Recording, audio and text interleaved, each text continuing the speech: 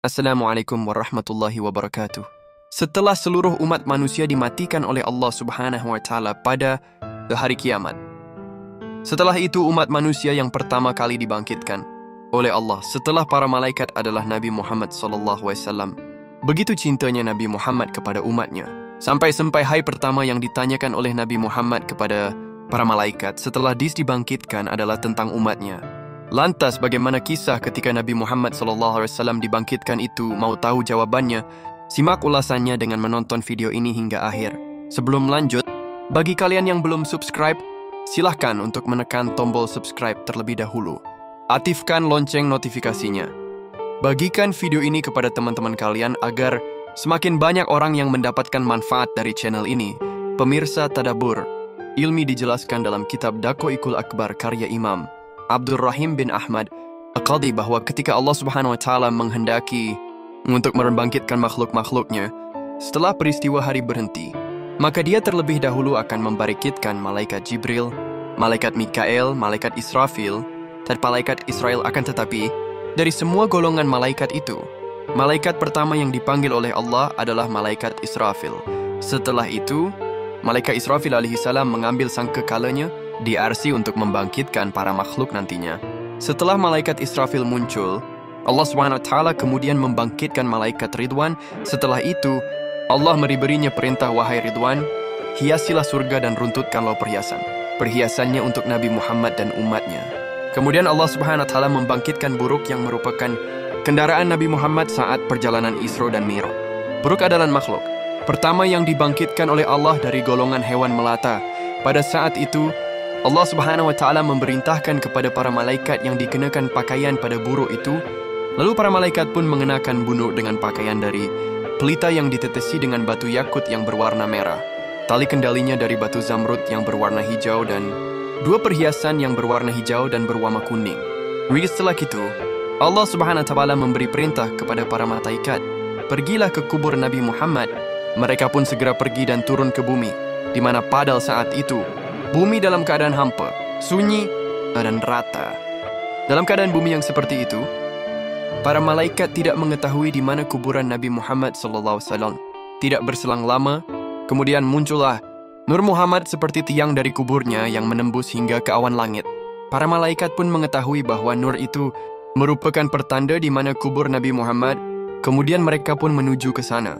Sesampainya para di titik cahaya itu, Jibril SAW berkata kepada malaikat Israfil, menyerulah kamu, wahai malaikat Israfil, kamu adalah malaikat yang mana Allah mengumpulkan makhluk-makhluk pada kekuatanmu.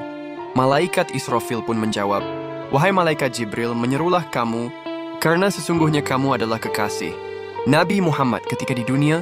Namun malaikat Jibril SAW menjawab, aku malu padanya. Kemudian malaikat Israfil SAW melemparkan permintaan itu kepada malaikat Mikael, menyerulah kamu, wahai malaikat Mikael akhirnya malaikat Mikael pun menyeru dan berkata, semoga kesejahteraan terlimpah kepadamu, wahai Nabi Muhammad. Namun Nabi Muhammad SAW tidak menjawab. Lalu para malaikat pun berkata kepada malaikat Israel, menyerulah kamu. Malaikat Israel pun menyeru dan berkata, wahai ruh yang baik, kembalilah ke dalam badan yang baik. Namun hal yang sama pun terjadi. Nabi Muhammad SAW mayus tidak menjawabnya. Kemudian malaikat Israel pun mencoba menyeru, wahai ruh yang baik, masuklah ke dalam badan yang baik. Namun Nabi SAW masih saja tidak menjawab hingga akhirnya malaikat Israel SAW menyeru kembali dengan berkata, wahai ruh yang baik, berdirilah untuk memutuskan hari keputusan. Han melakukan amal perbuatan dan hari ditampakkannya. Amal perbuatan kepada Zat yang Maha Pengasih. Tiba-tiba, kubur Nabi Muhammad SAW pun terpelah di sana. Nabi Muhammad terlihat dalam keadaan duduk di kuburnya, sembar mengibaskan debu yang mengumpul di kepafa dan jenggotnya. Setelah itu, malaikat Jibril SAW mendekati Nabi Muhammad SAW dan memberikannya doa perhiasan surga dan buruk. Lalu Nabi Muhammad SAW bertanya kepada wahai malaikat Jibril, apakah si hari ini? Malaikat Jibril pun menjawab, ini adalah hari penghentian dua perhiasan surga dan buruk. Lalu Nabi Muhammad SAW bertanya, wahai malaikat Jibril, hari apakah ini? Malaikat Jibril pun menjawab, ini adalah hari kelamat, hari bersedih, dan hari penyesalan. Ini adalah hari pemisah. Dan ini adalah hari bertemu kepada Allah SAW. Nabi Muhammad SAW pun berkata, Wahai malaikat Jibril, ceritakan berita gembira kepadaku. Malaikat Jibril pun menjawab, surga telah disempurnakan karena kedatanganmu dan neraka telah ditutup. Mendengar jawaban itu, Nabi Muhammad SAW berkata, aku tidak bertanya tentang itu, wahai Jibril. Tetapi aku bertanya tentang umatku yang berbuat dosa. Jangan-jangan kamu meninggalkan mereka di atas surat. Lalu malaikat Israfil SAW menjawab, demi kemuliaan Tuhanku, wahai Nabi Muhammad, aku masih belum meniup sangka kala kebangkitan sebelum kebangkitanmu. Mendengar hal itu dengan penuh keceriaan, Nabi Muhammad SAW pun menjawab, sekarang hatiku sudah lega dan tenang. Pemirsa Tadabbur Ilmi, sungguh amatlah besar kasih sayang Nabi Muhammad SAW kepada umatnya, lah rela menunda doa mustajabnya di dunia agar dapat ia panjatkan di akhirat sebagai syafaat. Sampai-sampai tidak acia kata lain yang ia ucapkan sebelum ia meninggal dan ketika dibangkitkan, kecuali tentang umatnya.